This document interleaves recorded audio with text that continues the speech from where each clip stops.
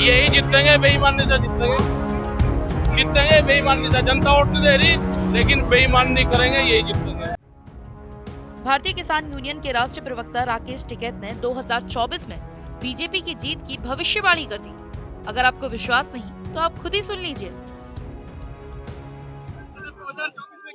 यही जीतेंगे, बेईमानी से जीतेंगे, जीतेंगे बेईमानी से। जनता वोट नहीं दे रही, लेकिन बेईमानी नहीं करेंगे, यही जीतेंगे।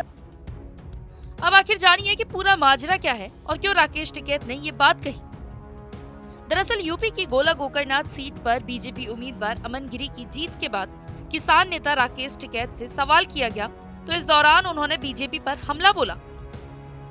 टिकैत ने कहा कि चुनाव आयोग से लेकर कोर्ट कचहरी तक सभी बीजेपी के हैं। बीजेपी को जनता वोट नहीं दे रही है, लेकिन फिर भी जीत उनकी ही हो रही है। प्रयागराज पहुंचे राकेश टिकैत से जब पूछा गया कि उपचुनाव में बीजेपी की जीत हुई है तो उन्होंने कहा जब बेईमानी होती है तो कोई असर नहीं पड़ता।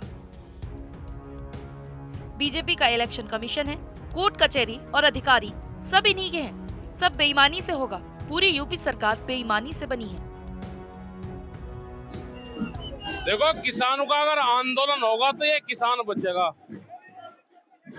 सरकारें किसानों को बर्बाद करना चाहती है, मजदूरों को बर्बाद करना चाहती है, उस पर लगी हुई है, इनकी जमीन हड़पना चाहती है। ये सारा काम सरकारें कर रही है। फ्री में जमीन चाहिए, आंदोलन और संघर्ष नहीं होगा, ये जमीनें जाएंगी किसानों की। सारा देश की प्रॉपर्टी कुछ ही हाथों में बेचना चाहती है। बेरोजगारी की बड़ी समस्या यहाँ पे है। ये सारी समस्या ये महिलाओं का लगा लो या नौकरी पेशे वालों को लगा लो, महंगाई ये देखोगे कहाँ का कहाँ है, क्या हालात है।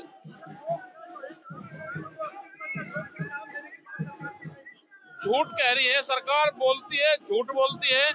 फिजिकल उनका कुछ नहीं है, ग्राउंड रिपोर्ट पे कोई वो नहीं है उनका कुछ नहीं। कान पर तो लाठी बज रही, हरियाणा में लेकर जाल लग रहे, कहीं खरीद नहीं होती, सब झूठ बोलते हैं। एमएसपी गारंटी कानून दे, उस पर खरीद की गारंटी दे, वो कुछ नहीं है।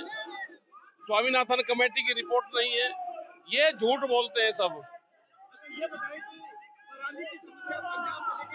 बगैर कुराली के धान कैसे पैदा होता है, अब तक ये सरकारें कहाँ थी, वो हमको भी बता दें।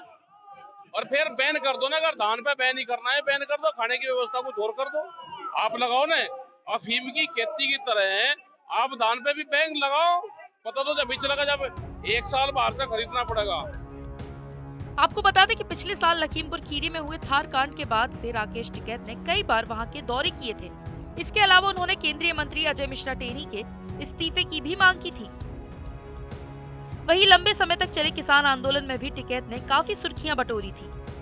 आखिर में पिछले साल के अंत में प्रधानमंत्री नरेंद्र मोदी ने तीनों कृषि कानूनों को रद्द कर दिया था।